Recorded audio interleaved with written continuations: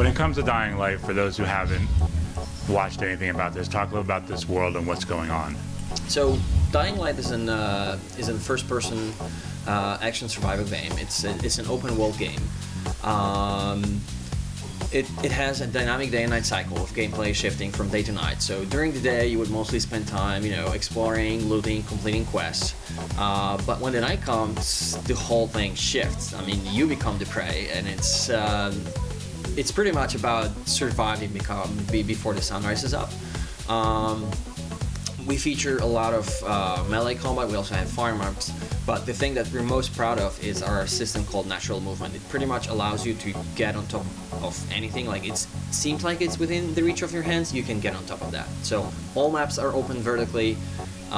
You can go wherever you want, however you want. So I dare to say the degree of freedom is so huge that after you spend a couple of hours with the game, it's going to be difficult to go back to an ordinary FPS game.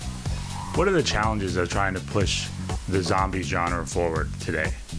When we were starting to work on Dying Light, we were actually thinking, what can we do really to take the whole experience to the next level?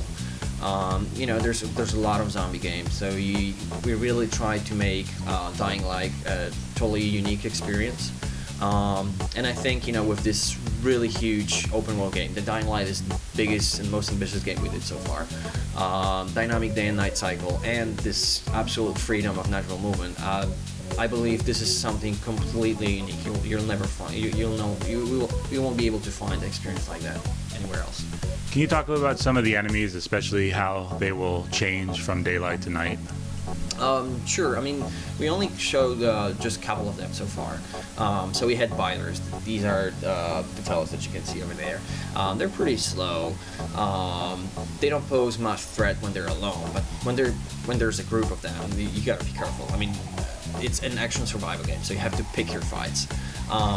But even those basic enemies that we have, when the night comes, they become much more aggressive, much more much faster. They can climb. So yeah, even when you're during the day, you could just walk around them, and it would be really easy to avoid. At night, it's all about not getting killed. So the tension gets really, really high. On top of that, we have a number of enemies that come only at night, and one of them is called Volatile.